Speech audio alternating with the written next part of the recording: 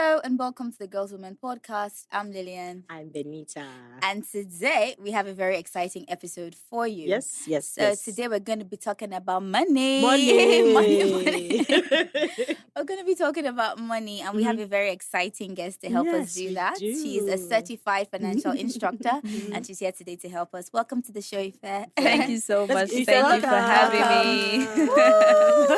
Thank you so much. So good to have you on the show. Thank you. So we're going to be talking about the absolute best investment you can make as a woman to level up your finances, and that is, of course, investment in your financial education. Yeah. So I was going to ask you, like, why did you get into financial education? Okay, so this is like a very personal story because for me, growing up, seeing a lot of financial mistakes and things you question in the family, I'd be like, why can't we be like people that have like plenty money? What's going on? How do we make plenty money? And the times where you have a lot and then all of a sudden, like the next day, you barely have food to eat. So the drastic change was always so, it stuck out to me as a child. So when I entered my teen years, specifically after I lost my mom at 19, I just decided to be like, take control. So I started a business back then, but I realized that I noticed the same cycle in my own finances. Like sometimes I have a lot of money and then next thing, we are broke. We're like, shit, can I get 100 naira there? It can be very embarrassing. So I started questioning things and I just wanted to be better for myself. So it started as a personal journey. Then it became like a calling to help other people to also figure out their finances. And so that's how my story started. Oh, wow, that's really good. Yes. That's really amazing. So is there anything like the millionaire mindset? Because I've heard people say, there's the millionaire mindset. There's even the billionaire mindset. What does that anything mean? like that? What does that mean? Okay, so I think it's just about the level of awareness you develop when it comes to your finances. The level is like you unlock a new level in your mind where you are more focused on value, more focused on, you are intentional, So, there's a level where you're just winging it, winging everything. We are just, but it gets to a level, that millionaire mindset is where you actually become very intentional about your finances, your career, your personal goal, growth, what you want for yourself 5-10 years from now. You see it and you say, okay, I'm going to get it. So I think that's where the shift happens. And then we enter that the mindset. I can actually relate with that because I remember recently, like I had that shift in perspective, like coming from being a student when everything you're doing is saving and just, making sure you have money in the bank account. But I got to a point where it's like, okay, it's no longer about savings and just keeping money. It's now about creating wealth. It's about creating value and having like income streams and stuff. I think that's when that shift sort of happens, that you're not just budgeting and savings are great. Of course they are. But you start to think about how can I bring value that brings me like income and brings me wealth. So that's about creating value, really, not even just the money. It's like looking within and thinking, okay, what can I bring to the table? And I think that's where that millionaire mindset, because they say like ideas are the ones that give you, like, real wealth comes from ideas. Yes, ideas true. that you have and stuff. So that's definitely. I think that for women, and since we're even talking about women today, for someone like me who used to do a lot of spending, I think I used to because by the time my children came, I'm like, used this spending has got to stop. Like when you have children, your mindset really changes. You're now like, okay, I want to provide for my child. Not only do I want to provide for my child, but I want my child's future to be safe and absolutely. Financially, I want to make sure that I'm making the best decisions for my children. So before we even go to children in being in the picture, for a woman, at what point do you think that a woman should start saving?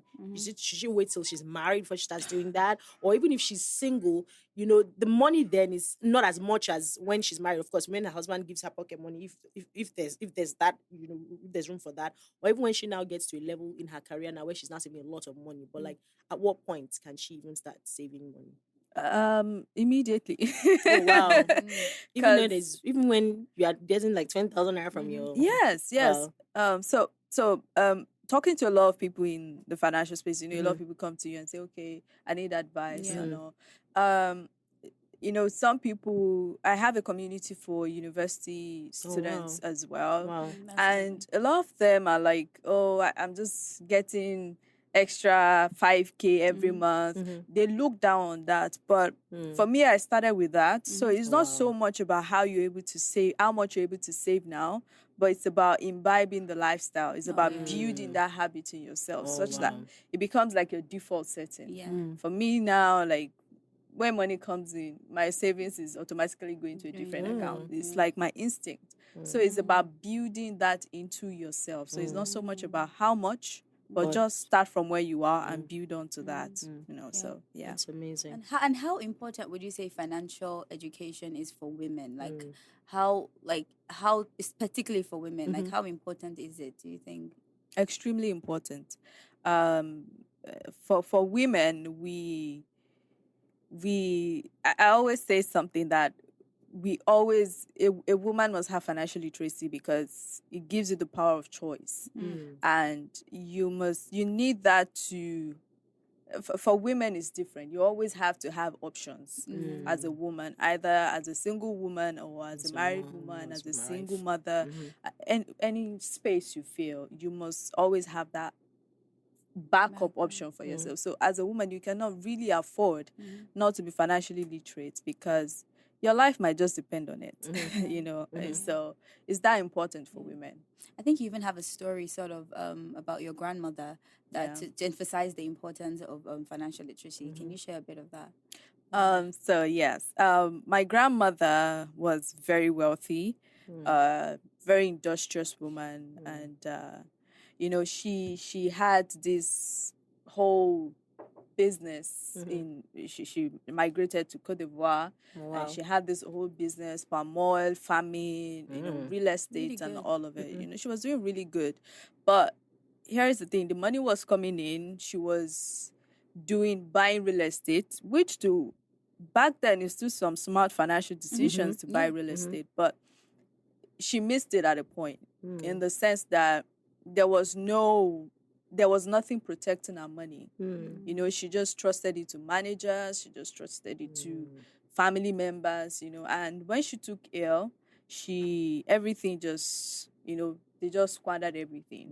They stole a lot from her, stole her gold. Some even sold the properties because, they knew where she kept the, transparent with people you trust, where she kept all the documents. So by the time my mother got back to Cote d'Ivoire and she found out, she was really ill, because that time, there was a lot of gap in communication. So before my mom found out and grandma later passed on, before she could even come to terms with, let's be asking about money.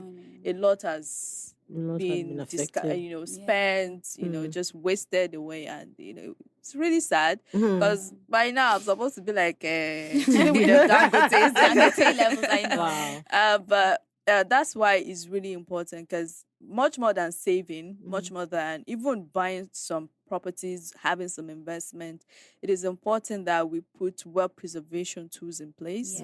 Like you should have a will, you should have a portfolio that you trust to your loved ones, that you can execute your will for you and things like that, and have legal protection around your money. Because, and when I talk about this, a lot of people just go, are you thinking about death? But I know once you hear will, it's almost like no, it's too early. Talk about it. But it's good. It's a way to protect your interest and that of your loved ones. So my grandmother's story, that's how the wealth just went away. It didn't move to even the next generation. And doesn't this happen a lot, especially with like women businesses? A lot of women have businesses these days, and I think that continuity is actually something that women need to learn and understand. Like because most of the times, like if I don't go to work, if I don't go to the store today, nothing will function. And that continuity, how, from the lessons learned from your grandma's story, how can women ensure that businesses outlive them? How can we ensure that happens without because sometimes your children don't want to take over. Everybody's hoping and you don't want that to the force kids, them. you can't. They know what to do. You say no. You can't say it's by force. Force them. So how do we, as women, sort of ensure a bit of continuity that the business doesn't leave with us? I really think it's starts from ensuring that your business is not 100% built around you in this first place. Yes, in the first place, because if it is structures, have structures in place in your business, and let's take it to finance, in your finance, to ensure that without you, there will still be something standing, at the end of the day. So even if your kids are not 100% involved, or they're not 100% interested in your business, still have structures in place that can protect your business, like proper legal structure, proper financial structure, proper transaction structure, how the business runs, So that's really important, because for women, we can do it all, especially we want to do it all. We want to be our accountants, everything. But it is important. It is important to have a proper structure. I want to touch on joint account. When it comes to joint account, and you ask me, you're like, no, I don't want that. No, no. There's this thing we may even say: when it's my husband's money, it is our money. But when it's my money, it is my money. Now, when it comes to joint accounts, what would you advise that women should have joint accounts? And if they do, how will they be able to keep that account running with so enough transparency? Like, how do you run that account knowing full well that there's enough transparency between the husbands and the wives would you even advise it in the first place? Like a newly married couple, I'm just thinking, you just got married and then should I just start doing joint account? I just got married now, should I have a joint account? Yeah. So I'm first going to acknowledge how sad it is that the society we live in.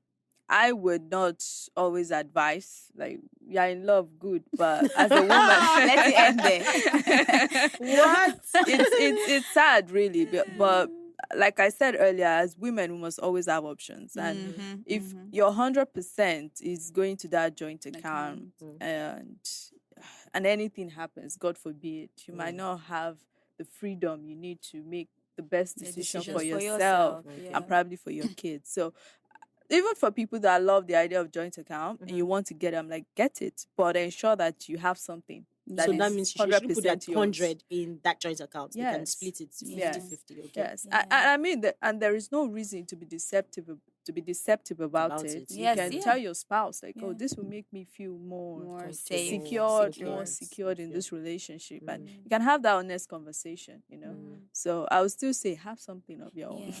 I think there's no reason for a woman to give up her financial independence when she gets married. I think there's absolutely no reason, especially if you're working, you have a business. Like, when you get married, by all means, if you want a joint account, like, I would suggest, like, maybe for your bills, like, both of you have an account where all the bills come from. But you should also have something as well, because it just makes you feel have more of a self, like, sense of self than just giving everything. We already give a lot into marriages. I can't give my bank account as well. Like, no, but be transparent about your finances. Let him know, as much as you want to, because your spouse. But definitely, you can have a joint account for the sake of camaraderie and for bills, but definitely don't give up your financial independence, because you're going to need that. I think I agree with you. I still think that women should also, I think sometimes when you have money set aside for just yourself, when you've worked really hard, to pat yourself in the back and say, well done. You take money from that personal account that is yours, not necessarily a joint account. And then I think we get to a stage or a point in our lives where we don't want to start going to meet our husbands for money to make my hair, money to go to buy a new phone, money to buy the basic things that that you can actually get yourself. But if you have a joint account and it's all of your money that's going to that joint account, so that means that for every little expense, you're begging, you're asking, I want to collect money from this joint account though. And I completely agree with you on that. As someone set aside. What is budgeting? I say budgeting is basically telling your money where to go. So it doesn't have to be tedious, really. And if you're someone that you really don't like the idea of budgeting, or you still want to keep that spontaneous side to yourself, you still want to have that spontaneous side, you can actually do this thing that I say: just automate your savings. So you can have, like, for me now, let's say I want to start saving 20% of my income. Beginning of the month, I move that 20% into my savings account, and then I know the 80% is for whatever I like. So you know that your living is still within that 80%, but your 20% is saved somewhere that you probably want to put towards investment later. So it doesn't really have to be tedious. And if you really do want to have a structured budget, it can also include things like fun things. You want to buy something for yourself, you want to take yourself out. You don't have to take all the joy out money, of it. In the name of budgeting, still give allowance for fun, for happiness, for the things you love to do. So I think with that, it becomes less tedious. Yes, I think that's actually good advice. Like once you have a part of your income that you know, okay, it's like flex money, it won't be so bad because you're looking forward to your flex money every month rather than just thinking, they're taking all my money. Everybody but you. So yeah, that's good. So savings versus investment then.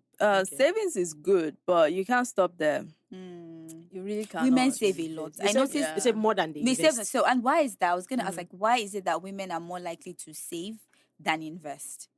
I think it boils down to the sense of security we constantly feel like we need to have. Okay. Or that assurance that this money is somewhere. I can see it. Yeah, I know. Yeah, it's freezing. Nothing is shaking. Nothing is shaking. But with risk, with investment, there's a little bit more risk involved. Something can happen. What if this thing does not work? What if they carry my money? All those kind of questions. So I think it boils down to that sense of security women feel like they have to feel at every time. So, but we always have to take it a step further. Saving alone is not enough. No, it's not. You can't save your way to wealth. No, you can't. You can't save your way invest your way to wealth. Exactly. You invest your way to wealth. You have to put your money to work. You have to, and it doesn't have to be like something too risky. You have to know your risk appetite. If you don't like too much risk, there are still passive investments you can do that will put your mind at rest. And if you can afford it, you can go into real estate because you can see the building. You can see the land there. You have your what's that thing? You have the document they give you. Yes, the C of O and things like that. So you know it's yours. Yes. So just don't limit yourself to just saving because there is so much more you can do, especially when you have substantial saving. There's so much more you can do with that when you put it into investment, and that's what your children will need really, because that your 100 million won't be 100 million 10 years from now with devaluation and things like that. And look at what's going on in Nigeria, for example. Like sad. if you have 100 million now, you feel like you're broke again because it doesn't have the same purchasing power like that it used to have. So I think women, we should definitely learn to invest. Like we need to take more of a risk-taking appetite. Like you said, even if it's not like you don't want heavy investments or high-risk investments, you can take advantage of like certified financial instructors like her that will give you advice on how to manage the risk of your portfolio. Absolutely. But like she said, you cannot save your way to wealth. If women, we want to make wealth, we want to control resources, we need to be investing. Real estate is amazing. It really is. I think your grandma's story just really buttresses that. Like she became wealthy because she was using her money to create wealth and to invest. So please let's start investing and just get advice from a certified instructor if you don't know where to start. So I think what I've learned from Ife already is that saving is good, but investment is better for wealth. That is how men control resources. So women get in on the program. That is why men control everything, because they have a higher risk appetite than we they're women ready do. to risk it all. They're ready to risk it all. So let's try and be risking small, even if we don't want to risk it all. Let's dip our toes in and have people to guide us on that process. So definitely invest in financial education or getting a financial coach like you said. So if I want to know, preparing for children financially, what do you think are the steps that a woman can take once she starts thinking of the idea of wanting to have a child? Sometimes people wait until the child is, like we just said about women now, always being scared of investing and they just want to say, but like some women literally wait till that child is born before they even start thinking of investing or saving for that child. But what are the things that they can do before you have a child? What are those things that you need to take into consideration before you start thinking of having children? I think that is a very fantastic question. So I would say having a child is not something that you should wing financially. The first thing you should think about is what kind of life do I want this child to have? One of my very close friends, right from before she even got married, said, I just want 2 kids because I know I'll be able to take care of them financially the way I want. So you have to start thinking about all the costs. Even from when you're pregnant, how much would it cost you to have that baby?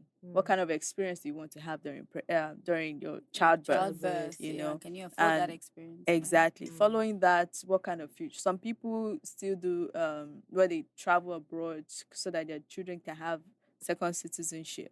That's part of planning, you know. So I want this for my children to have dual citizenship. You plan towards that. You think about it. So I would say children, it all boils down to planning.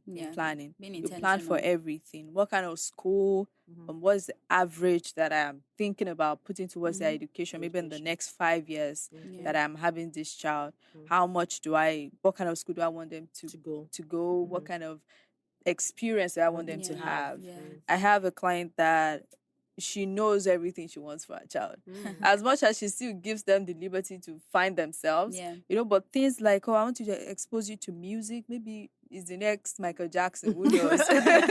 You're going to get everything. Really lovely. I want to expose you to robotics, to tech. I want to expose you to carpentry. I want to expose you to languages.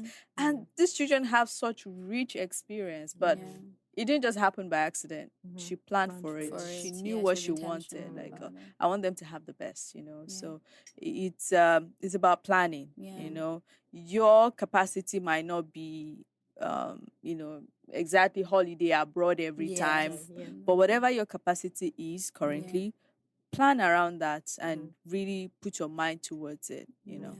I think it's good because what I'm hearing as well is that women should also play a role with regards to children. I think in our society sometimes we just be like, my husband will take care of it. My own is just to give birth and forget. But there's value that you can bring for your child as well to support your husband. So even just creating that plan around the child will actually help. Even if it's your husband giving the money, you can better manage those finances for him. You just have to be intentional about knowing that, okay, this children will bring a strain to your relationship or to the marriage, financial strain, and how do you manage that? Don't just have a child and then start dealing with the repercussions and lose the joy of the moment. Prepare for it so that you can actually enjoy the full experience and support your husband. Even if you don't have income, support him with appropriate planning to help your childbirth situation. So who should be your next of kin? Because ask that question. No, it's a legit, like, as from a financial education perspective, because we decide that based on emotions. Like we just say, okay, is that my spouse or definitely not my spouse? Like one of both. So, but like, really, who is better? Should it be your mom, your sister, your husband, your children? Who is better as a next of kin? I think it's different from different people, you know, for individuals. So one fundamental thing you should focus on is it should be somebody you absolutely trust. Okay. That you know that, this person will always have my back, will always protect my interest, knows me. Now, there are instances where, you know, men give, you know, just to mention, you know, husbands give their brothers, mothers, their, you know, next of kin and write to their accounts and things like that. And something happens and the wife and the children suffer because these people probably just don't know your interest. You know, they don't have the emotional capacity to see beyond their own needs or the need of, is my son's money or is my daughter's money. You know, so it has to be somebody you absolutely trust. To protect your interests, you know. If you just tell us about a retirement plan, when should you start, you know, looking at a retirement plan, and what do you need to know before you actually get a retirement plan? And that is a fantastic question. Thank you. So retirement planning is something we should start thinking about, like, almost immediately when you're steady in your career and the path you want to follow. Because, again, a lot of people say, I want to retire at 45, I want to retire at 50, but you have no plan. You're just winging it. And like, by then, we'll figure it out, you know. Let me use an example of my dad. You know, I love my dad. Amazing man. Yes, I am. But the issue is, for somebody like my dad, okay, so he has real estate, like houses. And then government worker, when he finished, got his pension. But he still has God gives him long life. He still has like 20 more years, even after pension. and that pension cannot Sustain sustain. him. Wow. Cannot sustain even, let's say, max if he spends the money right, maybe 5 years, 6 years, the money is gone. Wow. So what happens for the remaining 15 years? What are you going to do? And by the time you look at it, rent comes in once a year. It doesn't really cover much at the end of the day. So retirement planning is way more than just having some houses. It has to be you thinking about the details, you thinking about putting healthcare. When you get to that age, you know that your health, you need to have healthcare at that point. You also need to put things like income streams in place, as much as you can. Have investments as much as you can, way beyond just real estate. Real estate is good, but way beyond that. And things that can actively sustain you. I even go as much for my clients that come for financial planning. I go as much as, say, okay, in the next 10 years, how much do you think you want to be living on? And then we look at a figure that you actually must have in place before you get to that retirement age. So retirement planning is about the details. It's about starting as early as you can. And on this note, permit me to mention compound interest. That's another sweet thing about planning early. Because you have time, it keeps compounding. It keeps investing. Even if it's 6% you're getting on that money per annum, by the time you look at it in 20 years time, 30 years time, it's good amount of money that you can just have as backing for yourself. So let's think about those things. That's really good. I think especially with women, like we need to think about retirement. We're always leaving it for our husbands or but we need to think our retirement. Statistics show that women live 8% longer than men. So if anyone needs a retirement plan, you definitely do, because you don't want to be broke at 99, like by God's grace. You don't want to be a broke 99-year-old. So we need to make sure that we're actually thinking about retirement. We are be creating a portfolio of investments that bring us income. And like you said, compound interest is king, like when it comes to making money. So women, we need to start thinking about retirement early on, even as early as like you start making money, as early as now. Lilian, I'm thinking that we should start working on a retirement plan right now, because you don't want to be a broke 99-year-old. So yes. Why 99? Why not 100? Why? Because like you're 99, because 800 like I'm almost there. At 99 you can still flex. 100 is like, take me, Lord. And you definitely don't want to be that parent that you're always calling your kids for money. Don't then it ruins the relationship. That's your call is coming out, you're like, oh, not again. Wow. Like you want to be that 99-year-old with like a Gucci bag. Like and that keep sending them to your children, and keep regardless sending of how them old you money. are. Like you want to be like, wow, this woman did really well for herself, and then that will create that habit and encourage your children and your loved ones to also get into money habits early, because they've seen how you got it done. And that's Amen really, to that life. Amen. And just on a final note as well, I wanted you to emphasize the importance of having a side hustle or not for women, because I know we have a lot on our plate already. Like there's so much going on, kids, family, but would you still advise, like, if you can have a side hustle, and how can we manage that in a sense? Having multiple streams of income is very important. And I would say when people think about side hustle, most times when I have conversations with people, it's usually about creating a whole new job for yourself. Pretty much like a full-time business. Like a full-time. But sometimes it can be as simple as monetizing that extra skill you have or that extra talent you do easily. Let's say you're a career person, you can start doing consultations and start charging for that. That's a side hustle that is outside of your immediate income.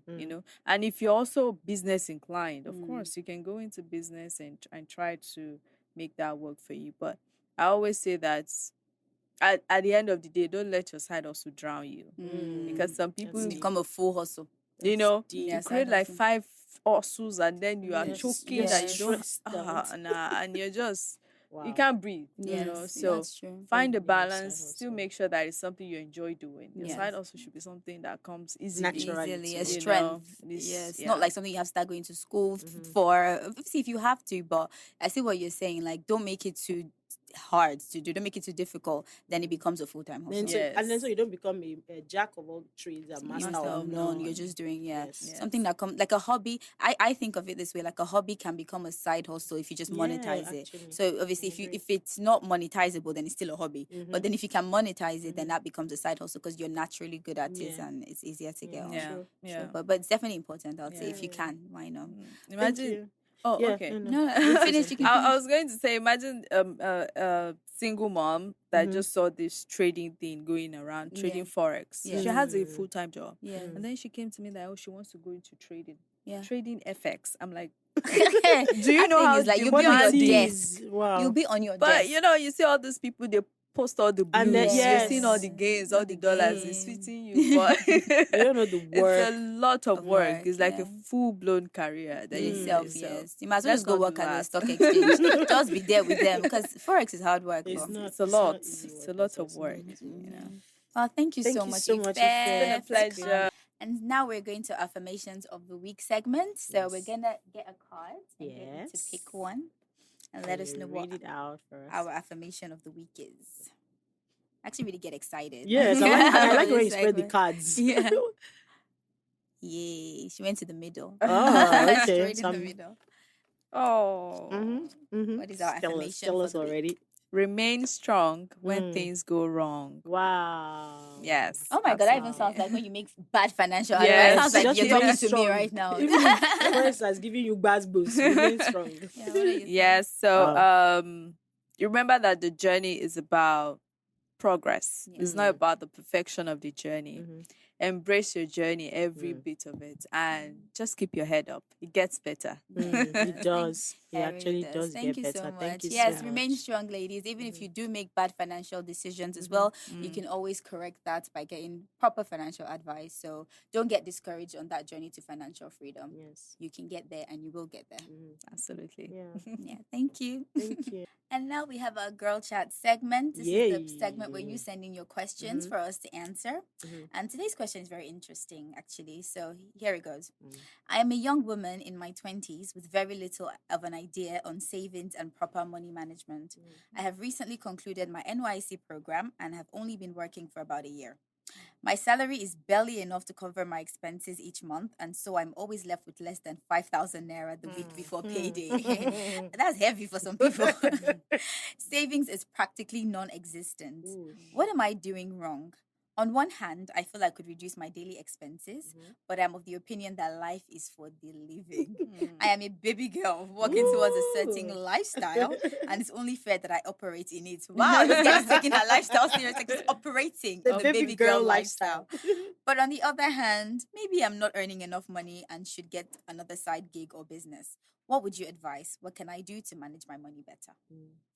Baby girl. This is like every young lady I know right now. We are about that life, isn't it? That baby girl life, So I think she figured out the issues herself. Yeah, which is the first step. Which is good. Yeah, you know you have a problem. So I would say your lifestyle might be inflated, right? I understand wanting baby girl lifestyle, but you should know that your future too will come. So let's find a balance. Still give some allowances for your baby girl things, but like we discussed earlier during the podcast, the conversation, you can have a portion of your money that you just move towards savings, and the remaining you just put in your baby girl vibe. You can even name it baby girl so that you feel good. Like this, the budget inside. So that might be what you need. Just cut back a little bit because it's not, no matter how much you're earning. If your lifestyle is constantly inflating, it will never be enough, and you will never have enough to actually build wealth outside of your regular job. The second point she mentioned about getting a side hustle. Yes. So if you feel like you want more money to come in, that's how you're going to be able to save. Yes, you might look into that. And you might also look into making yourself more valuable at what you already do, so you can earn more money from it. Because sometimes there's still more you can get from that place you are currently. So you can look into those two things. Baby girl, let's find the balance. Baby girl with 5 years after. Exactly. So let's find the balance. Yeah, and I think it's good what you said about making sure that even though she has a side hustle, or she might get a side hustle, if you don't cut your expenses, if you don't manage those with the budget, you will still end up in this same situation. Yes. You will have 1 million, 2 million. Doesn't make a And difference if you're spending it all. So Mm. yes, she needs to make sure that she's budgeting appropriately, whatever the income is. Yeah. Absolutely. Thank you. Thank you so much for your questions.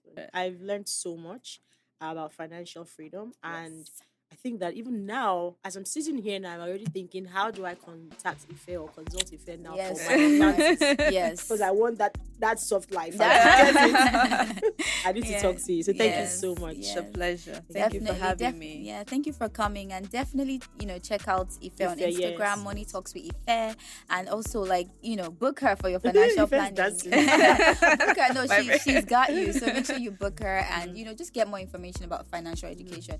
The importance cannot be overemphasized, especially for us women. We need to figure out what to do with our money to make sure that it's working for us. Absolutely. So yes, hope you enjoyed today's conversation. Yes, it's been amazing. Hope you enjoyed it. Hope you learned a thing or two. Don't forget to like. Okay. Yes, don't forget to subscribe. Like, comment, and also let us know how you are taking care of your money. Are you planning already? Yeah. Are you also talking to a financial instructor? Yes, to help you plan your money better. Yeah. Found this video helpful? Yes. Please share with us in the comment section what you have learned, Yeah. and also share with your other mom friends so they can also learn something about financial freedom and literacy. Yeah. Thank you guys. Okay, we'll see you on the next episode of the Girl to Woman podcast. Bye. Bye now.